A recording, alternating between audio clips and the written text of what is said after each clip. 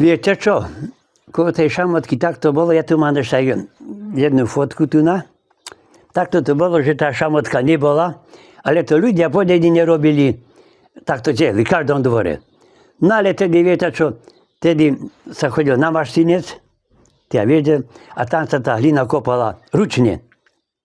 Na to kopali po prípade aj na 5 metrov viac, jeden na spodku, mal taký košík, podal druhému, ten tretiemu a tam už na vrch to vytiahol. No a to sa vozilo do dediny, do dvorov, no a každý, viete čo, tú hlinu musel posekať, potom polievať, nohami šlápať, rozumiete, a potom to musel takým rýľom prešmarovať z jedného pňa na druhý a tak sa to robilo.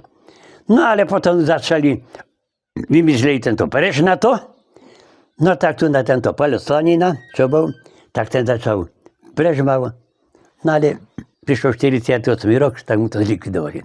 Tak sa založila šamotka, na tej šamotky, rozumiete, tam sme do šamotky vozili hlinu, a ja som vozil na koňoch hlinu, tak sme mali 30 korún za jednu fúru.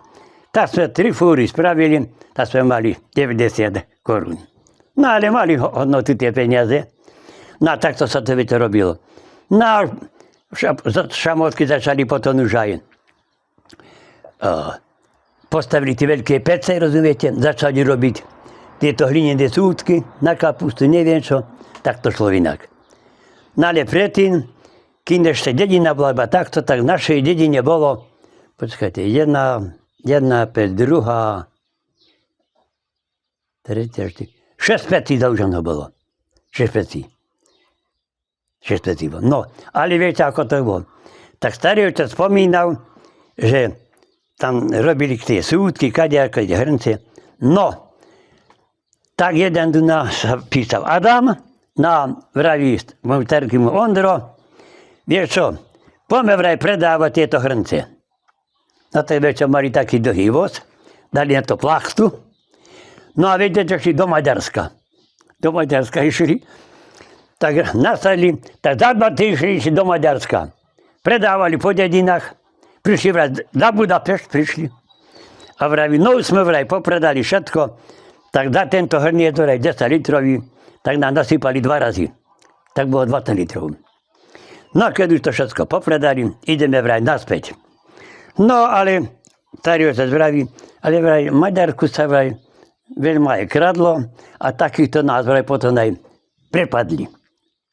No ale to tak bolo, za sebou mali aj psíka, no a aj zalúženosť, to sa volal Áláš.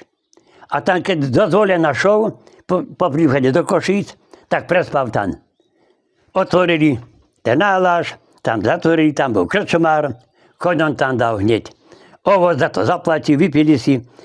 No a starý otec spomína, ako som vraj takto sedel vraj, pri tých koňoch som vraj driemal a chceli vraj ukradnúť koňa. Iba som vraj takto kopol nohou a utekal hederej. No ale keď sme vraj šli už domov z Maďarska, tak nás veľa razy vraj prepadli. Nás vraj prepadli a chceli nám vraj pobrať, čo sme mali. No tak vraj, ten, čo bol so mnou, tak som vraj, vieš čo vraj, Ondro, tu máš vraj sekerku, a ako sa chytí, viete, za voz, tak mu, ako mu vraj šibol to sekerou po náhne, sa vraj pustil a ušli sme vraj. No a keď domov prišli, takže 10 metrov zrna, tak 5 metrov vraj bolo mne a 5 metrov jemu. A za 2 týždne sa tam mordovali. Taký bol život, no. Takže som aj takú pieseň, viete, to zložil, viete, o tomto. Ak vám môžu mať zaspievať. Že na Slovensku dobre žiť, každé ráno kávu piť a na obed halušky a na večer pampúšky. Keď mi príde podpora, idem hneď do priora, nakúpim si čo len chcem, tak si žijem ako chcem. A tí mladí fajčia pijú, tak si oni dobre žijú. Ako nám je, tak nám je, na Slovensku dobre je. A tí druhí za hranice zarábajú tam tisíce. Ako nám je, tak nám treba. Máme všetko, čo nám treba.